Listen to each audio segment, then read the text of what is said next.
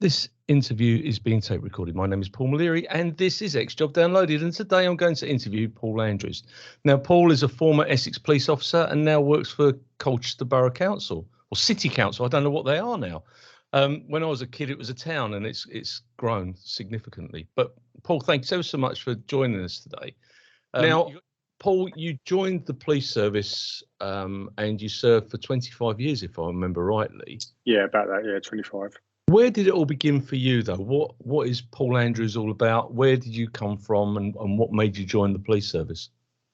So I grew up in all the villages around Malden, really. So Woodham Water, Hayley Basin eventually. And 14 years, I was at boarding school from 12 years old until I was 16. But I used to come home from boarding school, and there was a little farm down the road, and I used to work at the farm from about 14 years old onwards, and was rich because I used to do potato picking there. And as a young man with a strong back, I could pick a lot of potatoes in one day, and you got paid by the bag. So that got me going there, really. I had no idea what I wanted to do for a living.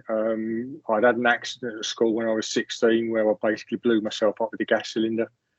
And we were preparing for a camping trip, and lads being lads, we thought that we could pierce the top of the gas cylinder and make a flamethrower out of it, not realising that the gas actually escaped all in one go, and three of us blew ourselves up. So I was in hospital for about a month. No! In that hospital for about a month. Yeah. I melted my hand completely because I was holding the match. How funny is that? So I didn't do any qualifications at all. I did some CSEs, if anybody remembers them. But I didn't do any O-levels at all. And literally left with no qualifications. And the best expressions is I probably bummed around for quite a few years when I left school. But I look back on that now and look at people who join the Essex Police now, and I think to myself that bumming around actually taught me plumbing, bricklaying, how to build boats, how to sail a boat, how to maintain a boat. I worked because I'm down at Hayley Basin, I worked on the boats quite a lot. So I learned an awful lot of sort of your normal DIY skills, really. Welding, everything, really. So I really appreciated in that first sort of 5 or 6 years not getting a steady job, really, and just going out and doing everything that was available, really, and not earning a lot of money out of it, but learning an awful lot of basic life skills. So I really appreciated that. And then I got quite lucky, really, where I got offered a job at an electronics company. It was brand spanking new, a startup. Managed to get a job there, and we basically manufactured door entry systems for blocks of flats. We manufactured for every single council in the country, including Scotland, really, and we absolutely had the market sewn up, really, and the company grew so very quickly, and that's when I basically moved the company to Colchester, and then I moved to Colchester as well to follow the company. That went really, really well. We just had the whole country sewn up. I got offered a managerial post after about a month and a half, and I basically went into management of the company. So I did everything from distribution to packaging to manufacture to purchasing. Again, huge amount of skills learned through that in relation to that company. And then we started, as I say, we saturated the market, unfortunately. And then after about 9 years, we suddenly realised that we weren't diversifying, and the councils were not spending money anymore. And we had basically, we'd made so much equipment and there was nowhere else to sell it. Right. So I went to the directors and said, look, I could see that the bottom line was going down every month and we weren't diversifying. And so that's fine, it'll all pick up again, we'll be fine. It's not going to pick up again. So I was home with my wife at that point, and the newspaper was on the table, and there was a big, literally a whole side of advertising for Essex Police. Never dreamed of being a police officer in a million years, but I picked the paper up, had a look at it, I thought, can't do any harm, can it? 12 weeks later, I was in. Wow. I don't know if you remember, 1996, I think was the period when they switched over from rent allowance to out of east, that's right. Yeah, changed. East, yeah, southeast allowance, was it? I think. So what they were doing, they were holding off employing people so they could get them onto that new, financial incentive. So they held off, and we had a massive intake at that point in time. I went to train at Wethersfield because I just didn't have the facilities anywhere else, and we trained out of there. And then I did about 4 weeks at Shotley, I think. That was pretty much got me to Essex Police. I still, after 12 weeks of leaving the previous job and joining the police, thinking, what have I done? How did this come to be? I had no idea what had happened, really. Why? Did you enjoy the training and the experience? Yeah, it was it's not like it is nowadays. There was no marching around or anything like that. It was very, very lax, and I think actually we had a really good time, to be fair with you. And isn't it? We had Joe Wrigley, and Coombs. No, not Coombs. Oh, Adrian was the trainer. I think of his name in a minute, really. But yeah, I had two really good trainers, really. It was a good time, and we learnt a lot, and you picked up on all the knowledge base, really. But then you were dumped in the deep end, weren't you, really, on the response team. And Wethersfield's not far from home, is it? So you could at least get back at weekends and things like that. Exactly. Yeah. When you did your probationer training, did you have any desires to go into any particular departments or undertake any particular roles? Not initially, although probably I reckon 6 months in, I made a decision really what I always wanted to be was a beat officer, really. Not driving around the response car like everybody else was wanting to do. I wanted to get out there on foot really and engage with the public. So that was my aim. And my second aim really was after about 9 months, I always wanted to become a search officer. I don't know why. I think I've got a little bit of my organisational skills are blow my own trumpet here, are second to none, really. And I love the idea, really, of that systematic method of searching, really. That suited me, really. So that was my two aims: beat officer and search officer. Fantastic. And you achieved both of those? The beat officer, for me, is one of the unsung heroes of the British Police Service. And the reason I say that is that policing is in the community. Every type of crime, irrespective of what the crime is, commences in a community. Whether it be a fraud or right the way through to murders, everything happens. And if we had those community people working, sworn officers out there day in, day out, dealing with the locals, I know we've got PCSOs and I'm not decrying what they do, but to have a sworn officer that can go and carry out arrests and gain that extra intelligence is invaluable. And certainly when I was on major investigations, if we had a murder, the first people we would go to were the community support team, the community officers, because they knew everybody in that. They would know every little argument that had taken place or any bit of gossip or where we could turn to. Well, I've got a good story around that, actually. So when, jumping forward a little bit to 2013, when they disbanded Halstead Police Station, which is where I ended up as a beat officer. Yeah. Basically, they moved us all to Braintree and shut Halstead down completely. I was over there on about day 3, I think, and I heard this flapping over the radio really about this young lad who'd gone missing in Halstead, and they were calling in troops from all over the county to come and search for him. And I went, it'd be around at Whitehorse Avenue. I'm making the figures. 121 Whitehorse Avenue, it'd be around there. And so I'm listening to all flapping on the radio, and I called up. I said, "I'll go and get him if you like. I know where he is." They said, "Well, how do you know where he is?" And I said, "Well, I worked there for sort of 15 years, and I know where he'll be." So I got in the car, drove down there, knocked on the door, and there he is smoking cannabis in the front room with all his mates. I grabbed him and took him home to mum and dad.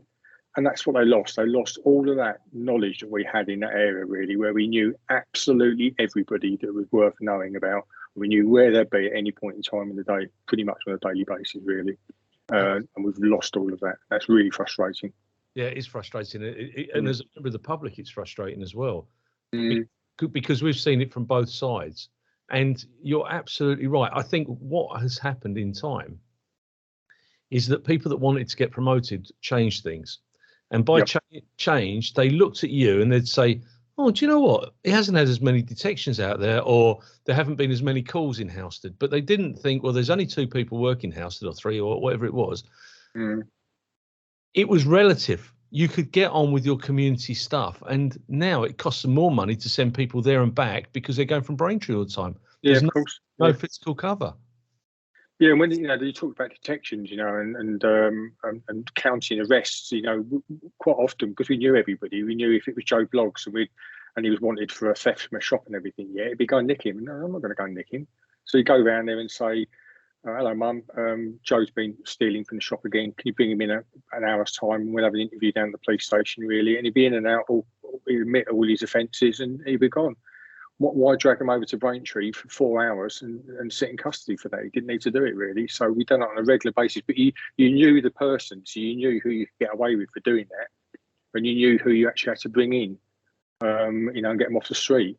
But obviously, if there was the chance of losing evidence out of it, really, you would nick them and bring them in. But most of the time, you could go around there and there'd be his woolly jumper on. He'd be wearing it or something. Yeah, but you were able to give them the figurative clip around the ear, which is now lost. I mean, you saw your time out in sort of the Braintree Halstead area, didn't you? Did you do? No, so I go back a little bit then. So about 1998, I got about 2 years in. A new chief inspector started at Colchester, and she came over to where I was at Shrub End at that point in time. Oh, I see. So we actually back in 1998ish, around there, maybe a bit later, actually trialled the first time having a bespoke response team that only responded to blue light jobs, and another team that worked out of Colchester that responded to all of the the non-blue light.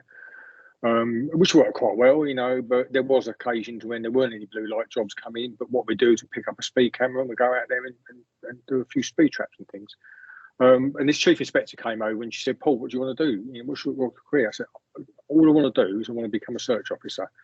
And at some point in time, once I've sort of covered the aspect that I'm doing at the moment, which is as a response officer, once I've finished that, I want to go and beat officer.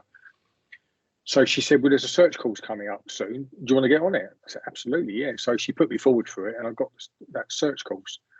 So that was 2001. I did my search course with Julian Hallam, if you remember Julian. Yeah. I joined with it. Yeah. And I got to the end of the course. I think it was the Friday afternoon. Well done, everyone. You've all passed. And by the way, you're all going off to Tilbury on Monday, and there's a big search over there. I didn't come back for 10 months. Danielle Jones?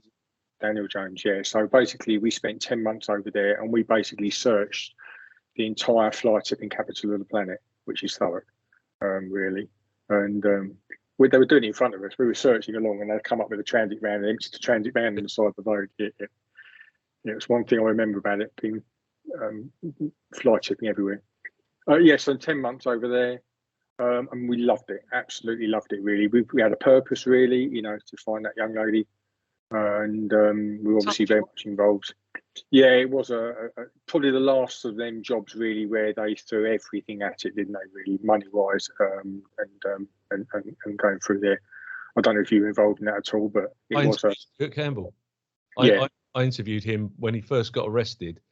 In fact, I've just done a film for Sky, which has just come out on Sky. It's the the real Manhunter with Colin Sutton, and it's a 90-minute episode, and it's brilliant. I would say it, wouldn't I? But it's brilliantly done. There's another one on TV that I've taken part in, but it's brilliantly done, and it's very victim focused. We had Linda on there, and she was spoken to by Colin, and it was. But yeah, I worked on that right till the end. We did the disclosure as well, which was horrendous. Yeah. But yeah. Yeah, we our little team, because I think we had four teams over there, really. And our team got to search his house, really, which took us about 3 to 5 days, I think, to do that. And myself and I think it was Gemma, we found the safe underneath the floor with all the photographs in it, really. Yeah. And then obviously the guys were up in the loft finding bits and pieces up there as well, which started forming that picture of his mindset. Yeah, just to So yeah, I was sort of trying to keep not say what we found, really, in case it's in the public domain, so it's not drama. It's been used at court, and it's used in television. And the thing is, Stuart Campbell is trying to get parole, and people need to know that he is what he is. He's an absolute beast. Yeah, absolutely. And until he discloses where the body of Danielle Jones is, even then, they shouldn't consider him coming out, but he's an absolute beast. And I enjoyed working the job, but my brother will tell you, it was draining, wasn't it? I mean, you all know it was draining because every day you'd gone from looking for a missing person, a person who could have been held captive, to you're looking for a body. Yeah. And that was the reality. And so when we tipped up absolutely, briefings at Tilbury, there was a cut-off point where we thought, well, we're now looking for a body. We're not looking for someone who's still alive, and that was hard in itself. Absolutely, yeah, of course it was, yeah, and and you knew what the family were going through as well. Really, you just wanted to do your best to find Danielle for them, and that was it's always been for me about it, because I went on to DVI later on in life as well, disaster victim identification, and for me it was all about closure and making sure that the family got closure out of it, really. But I presume you remember what happened 2 weeks into our searching, do you remember that? Go on, mate, because I've moved on to the covert side by then. Yeah, so basically there was a footpath that ran through a wooded area. I think Stuart had been logged going into that area for about 20 minutes. That came up as quite a viable search area, this big wooded area, next to the Durox factory. And I had to think about saying that, the Durox factory. And we were there's a footpath, like a farmer's road going through there, and we were searching. It's quite a steep bank along there, and we always work in pairs. And I was working with a guy whose name I completely forgot at the moment, but there's a big pile of tyres, and one of the tyres had a box wedged in it. And he picked up that tyre and he said, "What do you think that is?" I don't know, wrapped in plastic bags.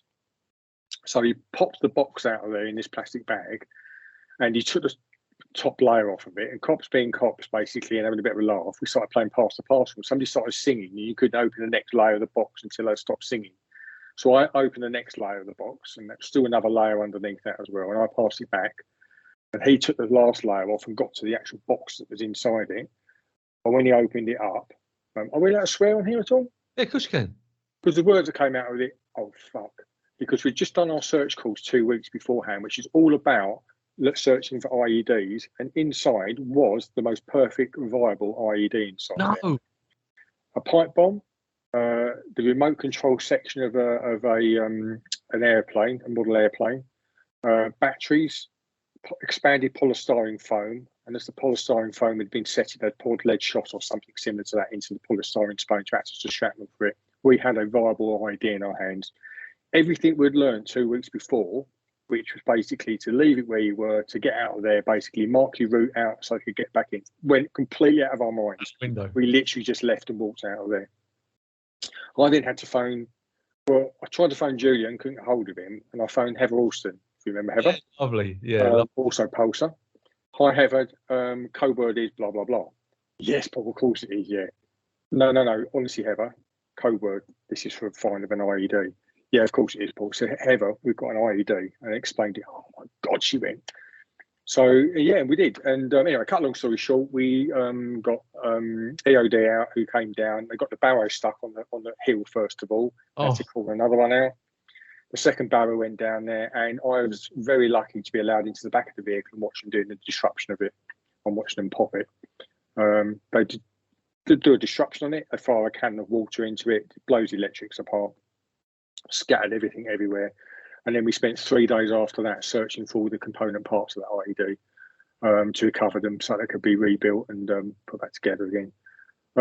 As part of doing that, we got all of our kit out of it because it poured with rain for 3 days. So we got all of our decent search kit out of it because we were in normal, remember the old normal black jackets you got? Yeah. After about 2 minutes in the rain, you got soaking wet all the way through. Got all decent kit out of it from that. And it turned out that was the first, or it got put into the little book that EOD run, and it was the first viable IED that had been built by Combat 18 in Harlow, and they reckon they were testing them out in that location. So that was a bit of an eye-opener. 2 weeks after the search course. You never took a parcel for granted ever again? No, absolutely not. Would you expect that to be in the middle of a tyre in the middle of nowhere? No, you wouldn't, of course not. And but yeah, we were passing that backwards and forwards for 2 or 3 minutes while we opened it up. Fantastic. How did you feel when you came to the end? Because I mean, we searched, or you searched, some very interesting areas. I mean, I remember water tanks being emptied, and and because you've got all of that. People think that Thurrock is a built-up area. It's not. It's got a huge. It's not very rural. Very rural. all along the Thames estuary. You've got the fort, you've got everything there. How did you feel when they said, right, that's it, guys, there's nothing more we can do here, there's no more searches that we can carry on? Yeah, I think because we were there for 10 months and then there was another team there for probably another two or 3 months after that, mopping up areas, we knew that we had done the best possible job we could have done, because there was also intel coming in where we had the building site, which was the houses that Stuart had worked on. So we knew that as far as we were allowed to, we had done the best possible search we could possibly have done in the area. I mean, there was nowhere we didn't go. You know, we did actually, and as you're right, we went down to the fort. We did all the drains down there. In fact, actually, I've probably revisited the Danielle Jones case now since 2001. Half a dozen times I've gone up and done other searches for it. Really, there was a garage block we went and did. Yep. We went and did the drainage system down by the fort there a couple more times, really, just to bottom that out, where we had a little bit more capability to go actually in there and do them. So even, you know, getting to retirement, we couldn't have done much more, really. No. And I went over to Wales for April Jones as well. You know, for is it Michael Bridger, wasn't it, who murdered April Jones over there? I was involved in that. So Thurrock, in comparison to Wales, was easy, really. I mean, you imagine trying to search Snowdonia National Park. We could have been there all of my life with 150,000 officers, really. We wouldn't have scratched the surface of what he knew about the area over there. So, but Thurrock was a little bit different, really. It was very much a field, and you search the field to the nth degree, and you move to the next field and the next field and the next wooded area. So we did the best we possibly could have done over there. Because it would be interesting. Oh yeah, I mean, it's a fascinating case, and every tactic. I spoke to Dick Madden the other night, but we used every possible tactic. That was one job where every piece of the jigsaw was put into place, and the only piece that we're missing is the body of Danielle Jones. Yeah, absolutely. It's the only piece that we're missing, because everything else, you know, we had Jarek, we had Lowland Rescue, we had absolutely everybody there. We couldn't have done any more, and people from all over the country came to help, and it was hot. Yeah, it was really hot, and because you guys there on the marshes, and you got adders and all the other stuff, so you got to wear your PPE. You had to wear about the adders. Yeah. It was just they couldn't have got any more water in. It was all hands on deck. We even had members of the public that were coming out and helping. You know, it was so community driven, and like I say, we've never found that poor girl, and you know, her mum still to this day, you know, she will go and she'll do anything to talk about this case. While she's still alive, she'll do whatever she can, and I think that we as officers would do exactly the same. We'll do whatever. So I've just done a job with the council, really, which I'll talk to you about in a bit, but that's been very similar to that, but there was a body at the end of the day on that one, really. So I can see the difficulty that person's having when their loved one has been found or located, or they've got a body back. But to actually have one where you never get your son or daughter back, I can't imagine it, really. So it's funny how you mentioned things there that I completely forgot about. The adders, it gave me a whole new appreciation of snakes, really. That I can tell you now, for the amount of adders we found, they're more scared of you than you are of them. Oh yeah, they are. Yeah, and they'll be gone. Yeah, but little things like that I've completely forgotten about, really. You know, from searching that area. But people don't realise that you search to minutiae. You will. So an adder may have laid her eggs in a particular area, and you are literally going through the area with a fine-tooth comb. Yeah, absolutely. So that, you know, these aren't rattlesnakes. I get that, but it's still something that we had to consider at the time. Health and safety wasn't as prevalent as it is now, and people just got on with their stuff, didn't they? But absolutely. It's so labour intensive. I told how much it costs. The investigation cost. It was a lot of money. I certainly know that much. Yeah, so in the millions. What else happened during that period as well, which made it even worse? Well, we had 9/11. Yeah, sitting there in the canteen that day at Tilbury, watching the first plane hit the tower, and then going, what's going on here? And then obviously the second one hit, and we were going, this isn't right. There's something not quite right here. Having just done what is essentially a counter-terrorist search course, and then watching that all taking place, really, that was awful. You know, that was horrendous, and that diverted a lot of the media attention from what we were doing. It did. You're right. Yeah. Because we, the stuff with Danielle was front page news every day. But yeah, 9/11, and I remember I was doing an inquiry with a guy called John Wright, who was on MIT with me, and Steve Wright was on the radio, and he came up and said, "Oh, planes hit one of the towers." Thought, oh, that's a bit odd, and then of course it came up, and I just remember going home and watching it all unfold, and it was absolutely horrendous. Yeah. And I've been to New York since, and I've got friends that were there on the day, and it's quite, even, that's very impactful as well. Quite impactful, isn't it? Yeah.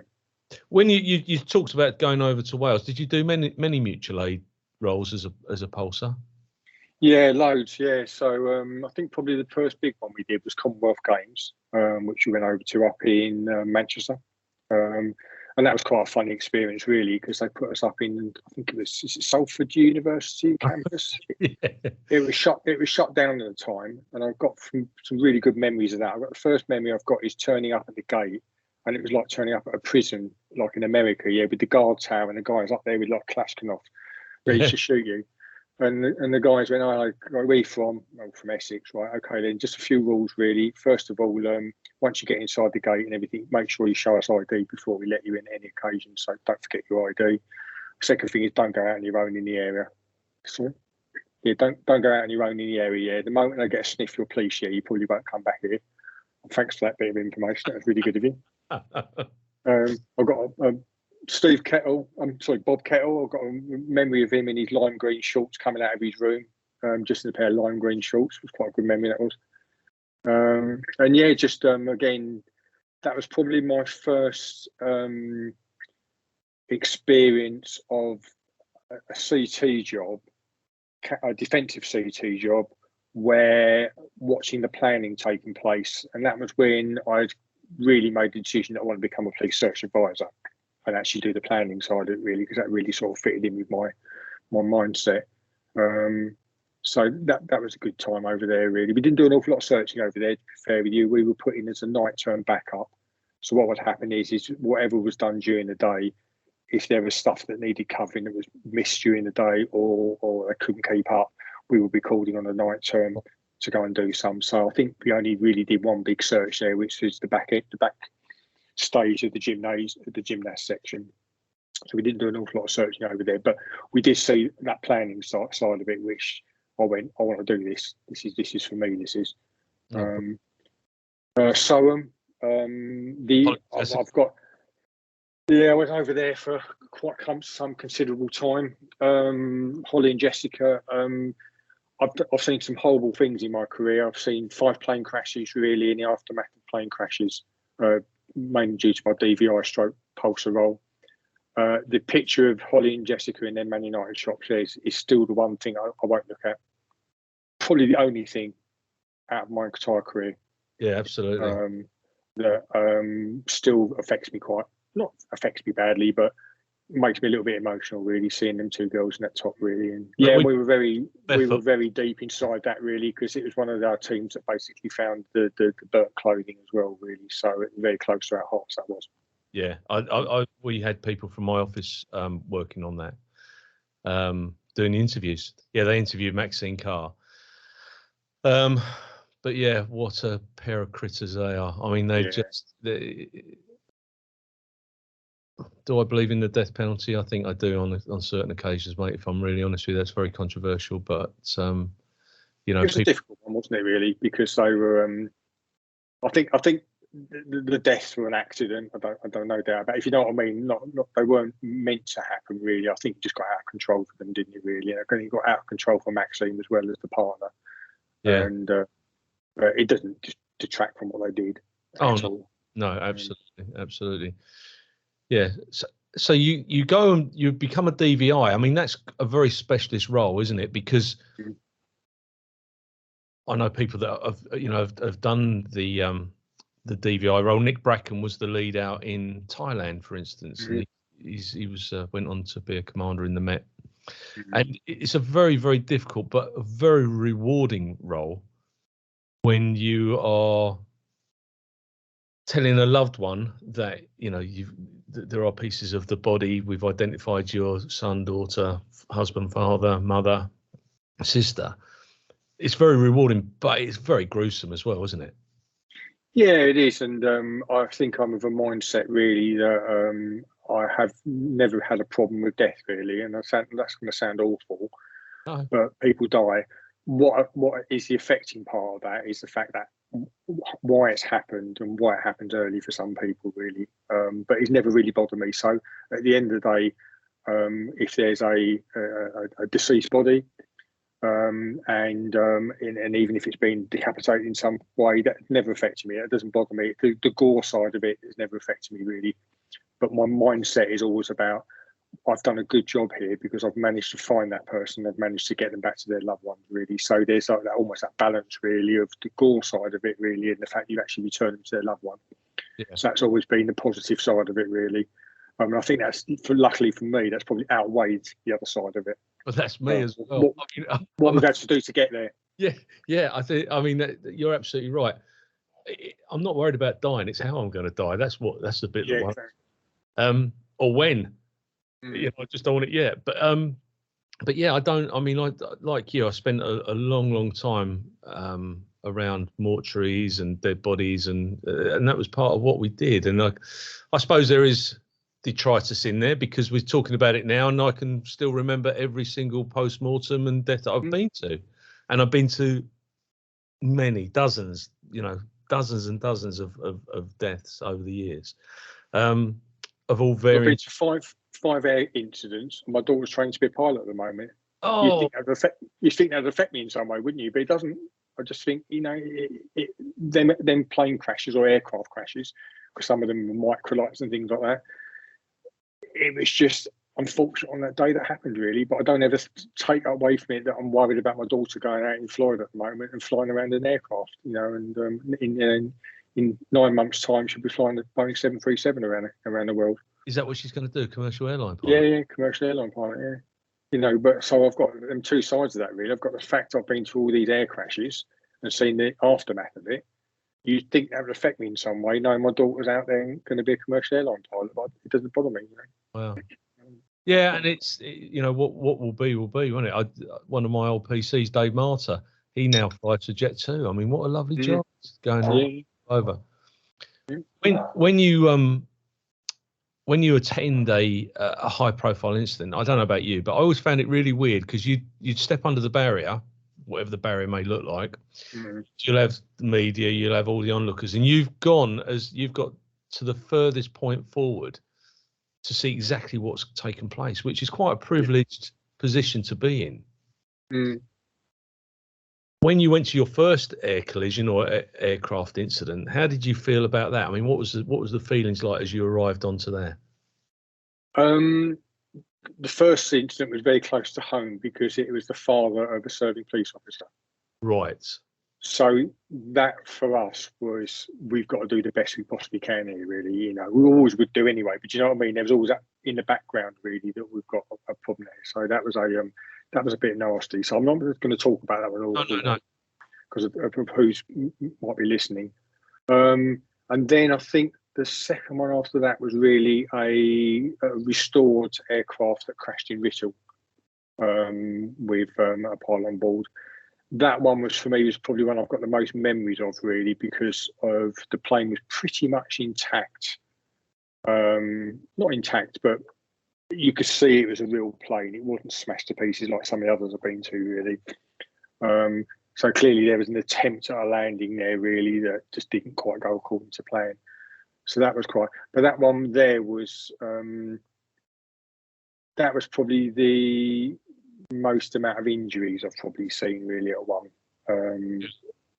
Because obviously the aircraft was an old aircraft, really. It was never designed really to have a cocoon around it to protect the pilot anyway whatsoever. So that's quite nasty. But yeah, you are right. You've got that. because you've obviously, your mindset is really, especially when I become a police search advisor. And I used to work with a socco called Paul Clark. I don't know if you remember Paul. Yeah. And Paul and I just gelled really, and we just knew exactly what each other's role were, especially after that air incident. We knew what each other's role were, and we just knew just to do our own part of it and get on with it really. And so Paul and I worked that one at Writtle. And I think at that point in time, we rubbed a little bit because I wanted to do my job and he wanted to do his job, and there was a little bit of an overlap there really. But I sort of came out of that one learning that actually he's got a job to do, I've got a job to do. We just got to make sure they gel together really rather than overlap. Because if you overlap, you start rubbing each other up the wrong way. Yeah. So yeah, that was a big learning curve, that one, and that was where really I suppose working systematically to make sure that we recovered absolutely everything, was paramount in my head. I didn't want the press turning up 5 minutes after we'd left and finding a little bit of tissue or something somewhere, which shouldn't be there. So we made sure we took absolutely everything away from there, really, because that's what I'd be looking for in it. Absolutely. Absolutely. So, Did you work? Because we had a period where it was literally a murder a week in Essex. It was, from 2000 to 2007, and every week, I mean, we got to know the pulses really well because we were just everything was full tilt. And I think that it's good because, as to say, that people don't realise how much work goes into an investigation. No, absolutely not. No. They think it's all like Mawson. People just turn up and go within an hour. You're nicked, and we're. Well, none of our chief inspectors or inspectors ever turned up on site. Did they really like doing Morse? It was all DCs, wasn't it, PCs? Yeah, that's right. Yeah, that's right. Why they do that? Why they do that on TV shows? I mean, for God's sake, come and find somebody who can actually give you the reality that the chief inspector pretty much doesn't leave the building. and doesn't interview the prisoners. Exactly. I had this lovely conversation with Colin Sutton, who's a great detective, and he was the man that detected the murder of Millie Dowler with Levi Belfield. I mean, absolutely, he's a brilliant guy, and the Night Stalker as well. And Martin Clunes played him, and he says that without his team and people to do what he was doing, he will tell you that without the team, he was nothing. He had to have a strong team around him. He had to have people who had good ideas, that worked well, and did what he was supposed to do. What they were supposed to do. And I think that's lost. Certainly with some SIOs, they feel that they're the only people involved in an investigation. I've worked with them once. I know they're the only ones with an idea, and they get dragged into this. I don't know. Self-belief that they're the only people that detect this, but actually they've got a whole team of detectives and some very good civilian investigators now. Yeah, absolutely. You can support them. But I always found that as a police search advisor, really, that if I'm coming along to you and giving you some advice to do something, you need to listen to my advice, really. But I'm not going to mention any names, but there are certain characters out there, really, that thought they knew better than me. Well, good luck to you. But a good example of that is we did a search years and years ago for a gent whose name I've completely forgotten, who went missing down in Lakeside area. And the last time he'd been used, he'd try and use his boots card to try and get some cash out of an auto till, really. He had a bit of dementia, really. He didn't realise he couldn't get it out. Yeah. And he'd gone missing. We searched for him for a couple of weeks, I think. And let's say when I'm saying we, I mean the search team did. Yeah. I wasn't actually involved in that one. And didn't find him. And that was probably sometime a little while after Danielle Jones, really, when they made decisions in them days that we couldn't have these protracted searches or inquiries nowadays. Yeah, you had to have a cut-off limit to them. Anyway, years later, probably about 2017, 18, probably just before COVID, some workers down in Lakeside on the lead road down into Lakeside were clearing some drainage systems and found a skull up against a fence. So my colleague went down there to do the assessment of it, gave some advice, and the advice was they just chose a cube of area to go and search for the rest of the body. Yeah. So what we normally do is a couple of days into search, we'd normally get somebody with some experience to go down and do what they call a peer review of it. Go down and have a look at what's happening, and sometimes you can get some ideas that come out of that I haven't thought of.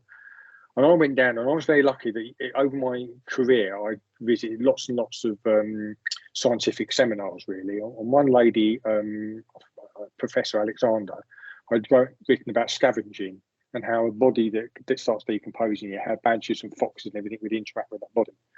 And I remember all the information about that. So I went down there and said, actually, where the skull is located here, you've got this slope that leads down to the A13. Badgers would always take a body downhill. Why aren't we searching that hill down the bottom there? Wow. And they turned around to me and said, well, no, we just done a square. I said, well, we don't just choose an area. We choose an area based around the information that's coming in and the facts and everything else. Yeah. So A13 is a boundary where the badgers won't, or the foxes won't drag the body across the road because cars going along it. So there's a boundary there at the bottom of the hill. You've got the boundary which is for the lakeside road. You've got a bridge at the other end, and then you've got the fence, obviously, where the skull was found. You've now got a search area. But why have we cut it down to this when actually it should be this? So the lad who was there doing it, I get that, yeah, but the boss has basically said, doesn't want all that done. I can't be bothered with doing that. That's pretty much what he said. So anyway, I phoned him up and said, look, we need to be doing this. No, we don't want to do that because we're going to have to put a single track road closure in there because of the traffic. I said, I really think you ought to be doing it because I think that's where the body could be. That's the most viable area for it. We're not doing it. So I said, well, I'll tell you what, I'm going to write it all up and send it over to you. Can you just respond to that, your agreement or your disagreement? So I wrote it up. Clearly didn't read it because he replied, yeah, Paul, I agree with you. Fantastic. But I put that slope in there. Where do we find the rest of the body? Laying there on that slope. Yeah. So again, not blowing my own trumpet. I'm just using my experience there of what I've learned over the years yet. And they should be listening to that experience and say, yeah, actually, I see what you're saying there, really, and we'll do that. But that was a very difficult character I worked with for quite a few years, really, that looked down his nose and really didn't want to take advice from somebody that was just a PC at the time. So I had a lot of struggles there. Which is a shame. But it is a shame, but you need to have your advisors. Your advisors are there for a very, very good reason. Yeah. If you're a tactical firearms commander and your TA says, I wouldn't do it like that, boss. And guess what? Someone gets shot because you've gone against what the TA said. Yeah. You're the one who's gripping the rail because they've written it up accordingly. Did you work on the Natasha Coombs job? Yeah.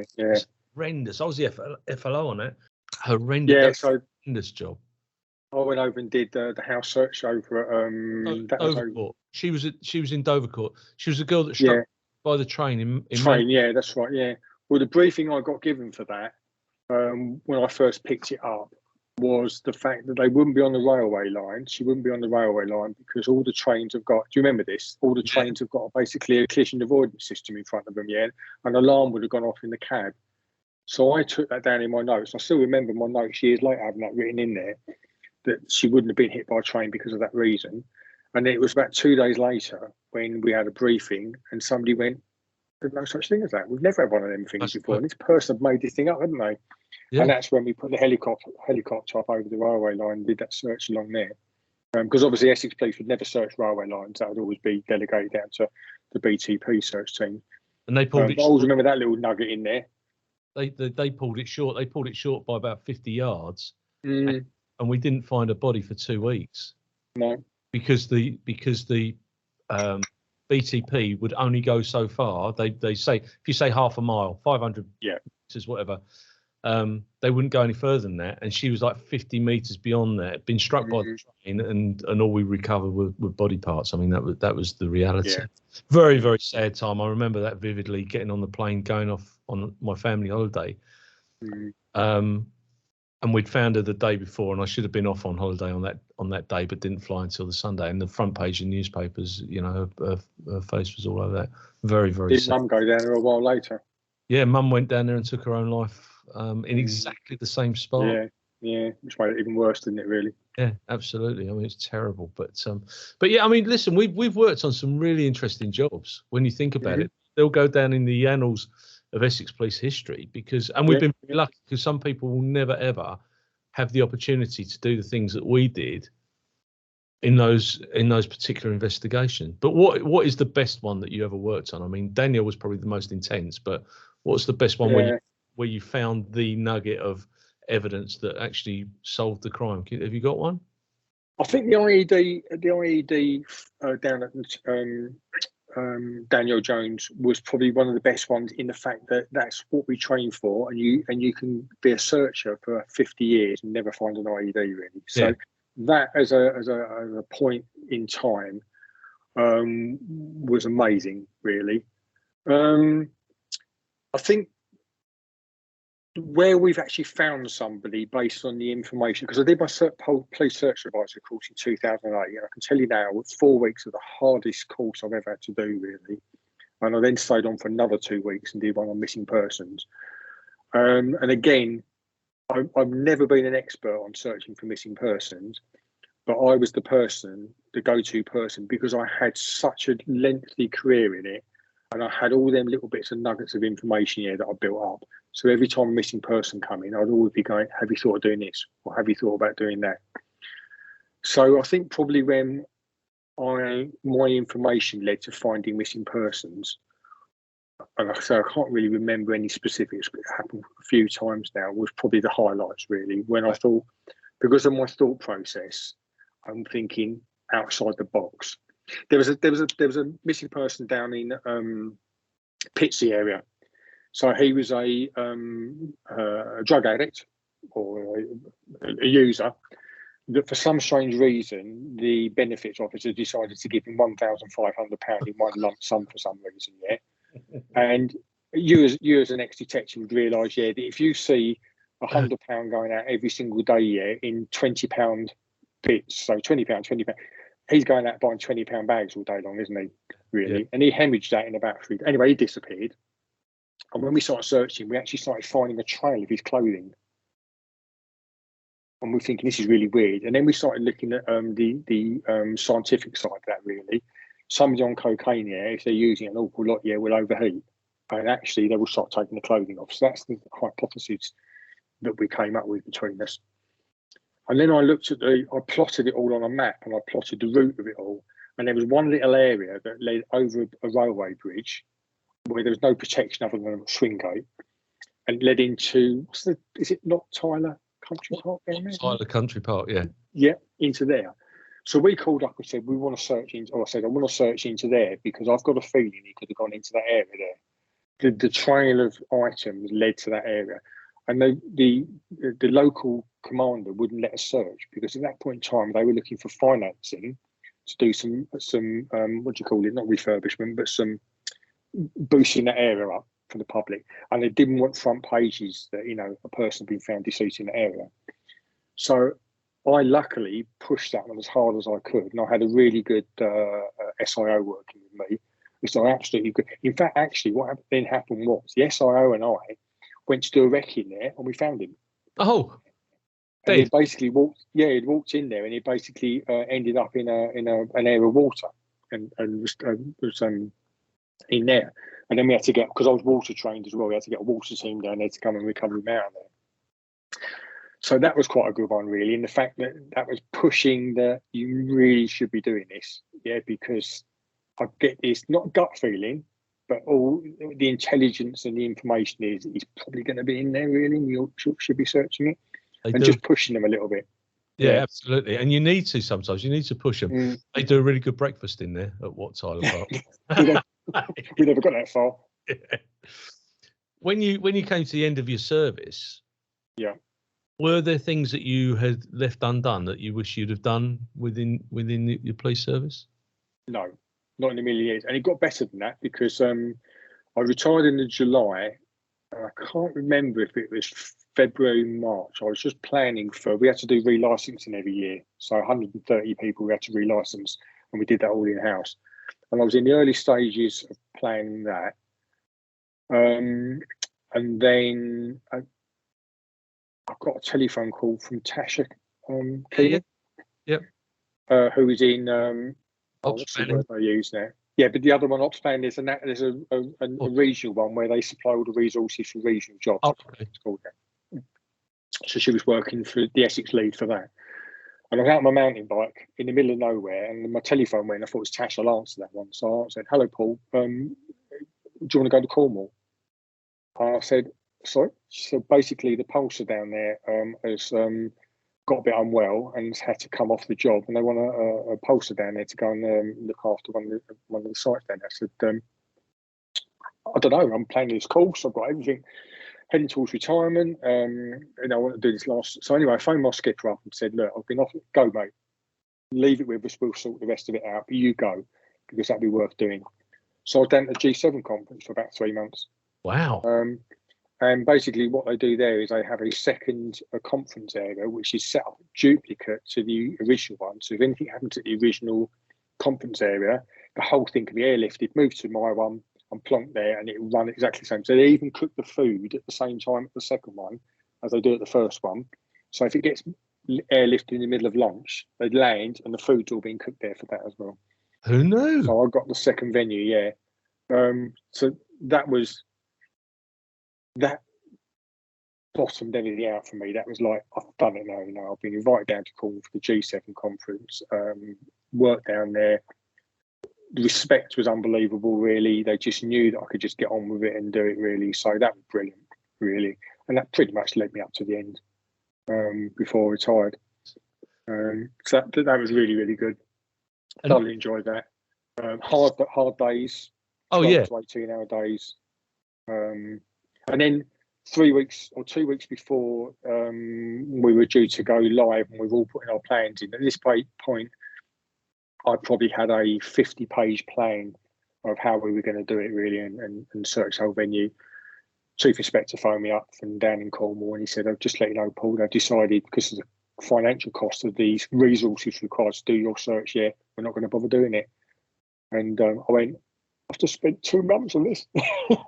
He said, "But what we'd like you to do is we'd like you to pick up all the other searches that come in during that period of time. So if any others come in, like, for example, one of the royals was coming down there, and she was going to go off to visit a venue. A last-minute decision. We want you pick them jobs up." But as it happened, what we did in the end was we had a choke point where everybody going into the main venue had to go through a search regime for all their property, everything themselves, their property, everything that was going into the G7 conference, yeah. And I picked that up in the end and ran that for the whole show. So pretty much anybody who entered the main venue, yeah, went through my search regime, which is quite a bit of pressure in it, really.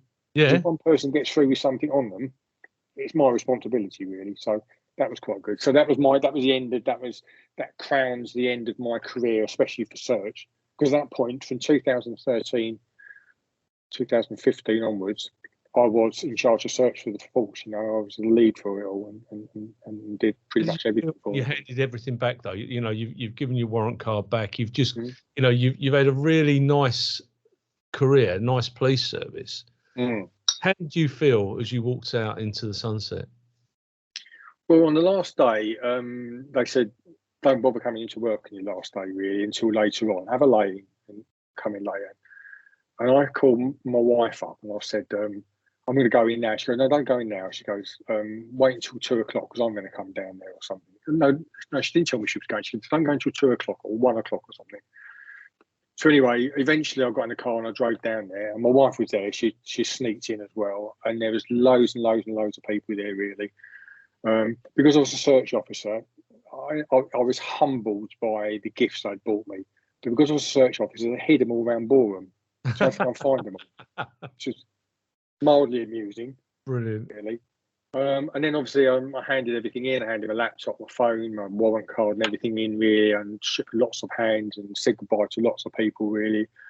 And I walked out the door, and my thought process beforehand would have been I was going to be emotional, I was going to be concerned about leaving.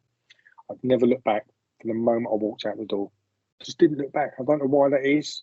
I think I was always worried about leaving that job role in the hands of somebody that wasn't sort of going to live up to what I perceived as my own standards, but I had. I just didn't. I just thought, it's up to you now. Yeah. And an old friend of mine who sadly passed away, Dick Mason, he always said that in the police, remember Dick? He always said that being in the police service is like having your hand in a bucket of water.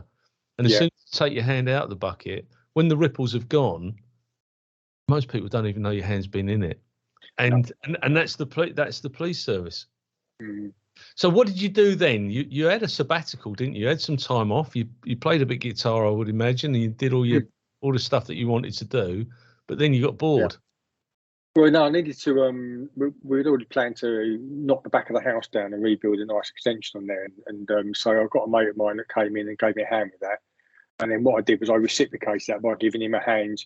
And I went up to a hotel in Colchester, and I basically laid all the decking there for them there, which I put in 3,500 stainless steel screws, and an awful lot of hardwood in there, and I absolutely loved it. Out in the sun, really enjoyed doing that.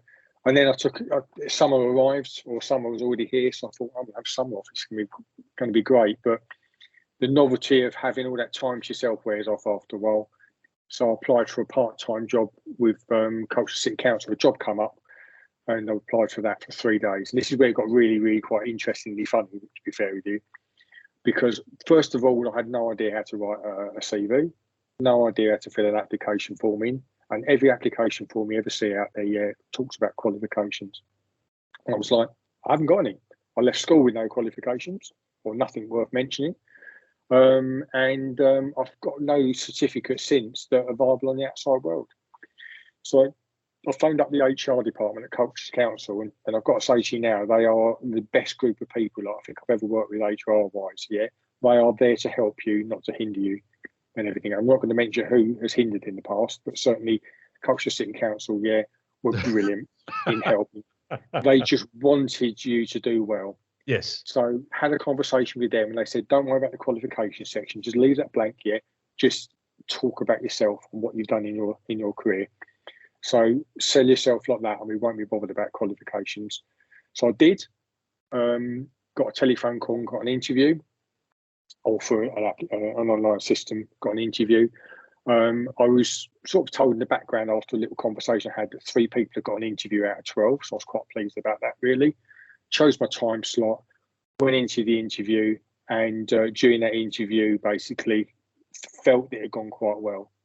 I got a telephone call 20 minutes later saying, really sorry, Paul, you haven't got the job. Somebody that's a little bit better than you, because they know the job description better than you, has got it just over you. They've just picked you at the post. So I was, oh, right, okay then. I got another telephone call an hour after that for a lady who runs a team in town centre, city centre. So, Paul, your application and your interview has been sent over to me. I want you to come and work for me. Come and meet me tomorrow, and I'll chat to you about a job we've got for you. Come and work for me. So I went and saw Sam the following day, and I didn't have to interview again. She just said, Paul, the job's yours. I want you to come and work for me. Brilliant. So I got a job. Anyway, I then found out who picked me at the post. It was a gentleman who you will know quite well called Steve Gibbs. Oh, Gibbs, yeah. Yeah. He was my tutor when I joined up. No. Did he teach you how to do bodybuilding? Yeah. He got my job. So got my job. Got the job over the top of me, which is the most bizarre thing ever, really. And to be fair with you, we've just worked on a project where I was the lead project manager for it, and he came in as my gopher, which is even better, really, because I've got to boss him around a bit. Oh, that's a nice feeling. Yeah, I know Gibbsy. Yeah. I mean, the project that you did relates to the Knife Angel, doesn't it? Mm-hmm.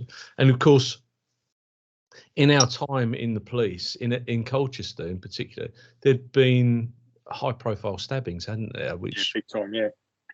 Did you work on any of those?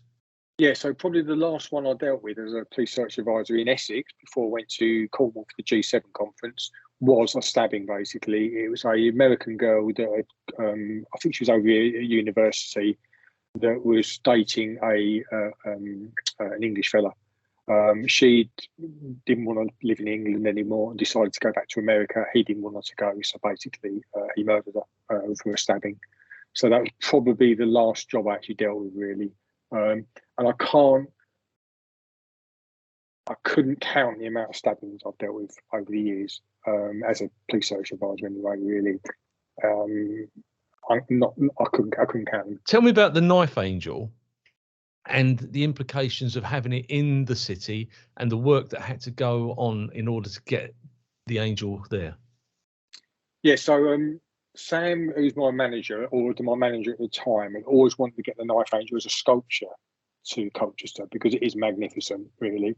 I don't think she'd ever thought about it as what his message was per se, but she wanted that sculpture here, really. She just loved the look of it. She'd seen it before, so she planned on it. She knew my background of planning. You know, I've planned for presidents coming to the country on multiple occasions now. Yeah, President Trump twice, Obama once. So she knew that I could plan jobs, and she asked me if I'd project manage it.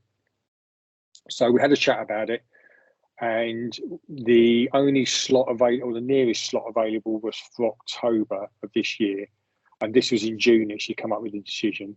Wow. And the race was against another council up north, and it was whoever could get the deposit into the British Ironworks quickly got it. So we managed to get our deposit in and signed off by our directors to pay the deposit. So she then said to me, would you mind, no, she said, would you mind doing it in the background? We've got an ex-inspector who works as our operations manager, had a meeting with Sam and said, you need somebody to on this full time because it's going to be a big job, big project to put together. So that was the best decision that was made, probably, because Sam came back to me and said, Paul, would you like to take it on full time? And I said, absolutely, I would. It'd be fantastic. So I went on holiday for a couple of weeks, then I started at the beginning of July. And I put together a set of dictates that I wanted to put in place. The first one is it wouldn't cost the council taxpayer any money at all. So we were going to fund it via funding streams in some way. The second point is really that it wasn't a council project, it was a community project that the council facilitated. That was another thing. And I put a load of other dictates in there as well. And then I got together with the bosses and said, look, this is what my plan is. They said, Paul, you just go off and do what you need to do. And you go and plan it yourself. Yeah, we'll leave you. We'll meet up once a week, once every 2 weeks, really, just to go through it. But it's your job. You get on with it, really, and do it. So I think in the first 2 to 3 weeks of the project, I think I've made over 800 lines of communication, either via phone calls or emails or Teams meetings with people. Wow. Because I was contacting everybody I could think of, from domestic violence to any charities I could think of, get in contact with them. Did you want to get involved in this and work through that way? So the first month was that. And then the director basically, or the ops manager basically said, I'm going to give you somebody as a gopher, which was Steve Gibbs. So I said to Steve, I said, look, can I leave you in charge of all the funding? Because the funding documents you have to write are quite intensive, really. Can I leave you with all the funding, and I'll get on with all the rest of it, and that'll work quite well because he only works part time anyway. So Steve went off and done the funding, and I planned the whole of the event. And for anybody out there who's going to do it, 3 months isn't long enough. Really? You need 6 months of planning, really, to be fair with you. It didn't help us in the fact that the school holidays were halfway between. So all our engagements with the schools to do workshops with them to teach them about not carrying blades, you can't get hold of the schools a week before the summer holidays because they're shutting down, and you can't get hold of them a week or 2 weeks afterwards because they're rebuilding the school up and getting up and going again.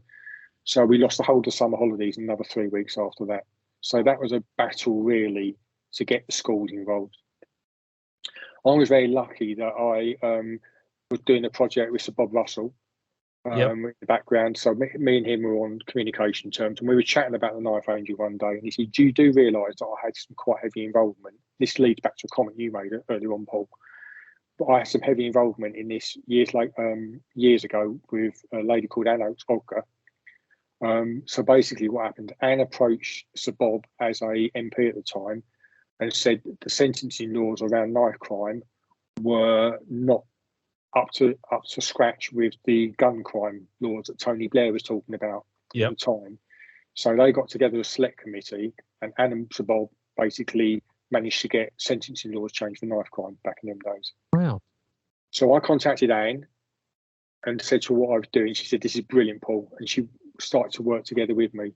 So I then formulated a plan, really, that when we did the workshops, it'd be nice to see if we got the education team from Police and Fire and Crime Commissioner to come in and do the factual education, and Anne comes in and does the emotional side of it. Now, Anne lost her son in 2005 at Wesley Olga at Grinstead Shops. Yes. He was stabbed by somebody while he was waiting at the ATM by a couple of brothers.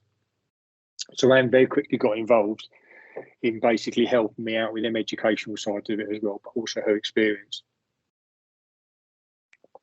I also spoke to Sir Bob about basically getting involved as well. So when I planned the civic opening ceremony, I did like a bit of a timeline, because for Anne, she visited the Knife Angel when it was first being built, and she engraved her son's name on one of the blades on the back of it. Oh. But also through her charity, knifecrimes.org, she contacted all of, I think it was about 250 of people that have been working with her for her charity that had also lost their loved ones. And she invited them also to come down there and basically engrave knives on there as well. So I did an awful lot of work with Anne around that and getting her involved in telling her story. We interviewed Anne. We did. We got the council basically were short on staff, so they basically got a short-term retired journalist to come in, basically help me out with all the comms side of it. And so Carol was absolutely brilliant doing that. She interviewed Anne and done what they call Anne's story. So if you go onto the council website now, we've got Anne's story on there, all about her involvement with it. And the project just grew, really. There was lots of reluctance in people wanting to get involved initially, but I managed to talk a lot of people around, and I managed to get an awful lot. I think it has 75 booked volunteers to come down and work at the Knife Angel. I wrote a briefing sheet for them so they knew what the Knife Angel was all about. And if they come from a charity, I like the next chapter, which deals with domestic violence. The dictate to them was they talk about the Knife Angel first, and then they can talk about their own project. But that's the important part of it. So the time came for it to be delivered. It cost us £21,000 to get it to the Colchester. 7.5 of that was delivery and installation and removal, and 7.5 of that we paid for overnight security, because you're going to get some idiot in town that's going to want to come down there, not particularly damage it or anything, but do something stupid. So we made sure we got security in place. We didn't think CCTV was a good enough option, and it far exceeded my expectations for it.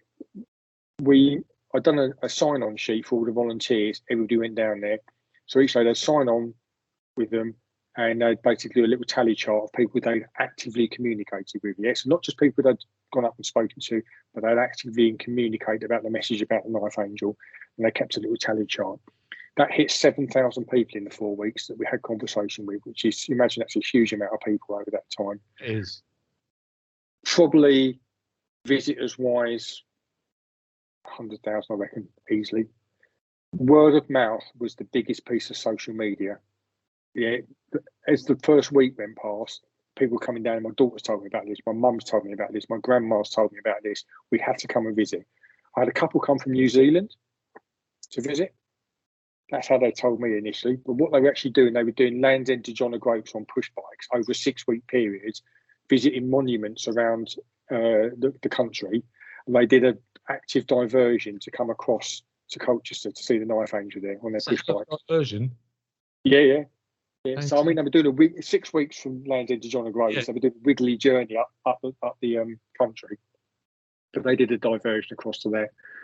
We had people coming from the other side of London to come and visit us because it was the closest it had been.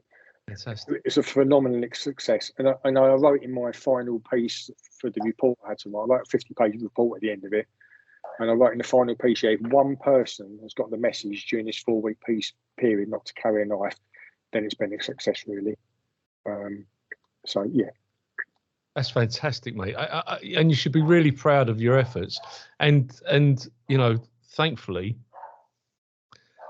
Colchester identified the skills that you've got in order to carry this out. I mean, it's a fantastic, and I'm glad that Gibbsy was there to make the tea. Yeah. Because in the 40 years that I've known him, I don't ever recall him making me a cup of tea, if I'm perfectly honest with you. But well, I'm going to be completely personally honest with you as well, really. One, he never made me a cup of tea either. Two, because I bake a lot. He ate an awful lot of my cakes. So, yeah. today you've been absolutely captivating, and I'm really grateful for your time. You've exceeded many of my thoughts around this interview, because I don't ever look people up. I just interview them and I find out what they're all about, and you've been absolutely brilliant. But before we conclude, I'm going to ask you if you've got anything you'd like to add, alter, or correct in relation to today's statement. No, I think basically, thank you very much for that. Captivating, I'm not sure about that, but thank you anyway. What I will say is, and I think it's probably a good thing, is if you're leaving the police service to go and get a job out there, yeah, I can tell you now there is work out there for anybody. You've all got skills. You don't need qualifications, really. Just basically be yourself, really. Write down what you've done over your career. Yeah, that's good enough to get a job in most locations, really. Yeah, people will snap you up. Wise words, sir. I'm going to wish you a Merry Christmas and a peaceful New Year. And I hope that next year is as successful for you as the last one has been. Well, I've got a new job coming up, hopefully. So I'm waiting for a call on that one. A new role, by the way. Oh, so I'm waiting for that one to come up. I should find out in the next week or so. And yeah, moving on from there. Well, it's a Merry Christmas, mate. And I look forward to catching up with you soon. The kettle is always on, by the way. Thank you very much. And honestly, I was a bit worried about doing this, really. But I'm not a great speaker, but I've actually really enjoyed it. Good. I'm glad that you have. I think most people do enjoy the experience, but you've been brilliant.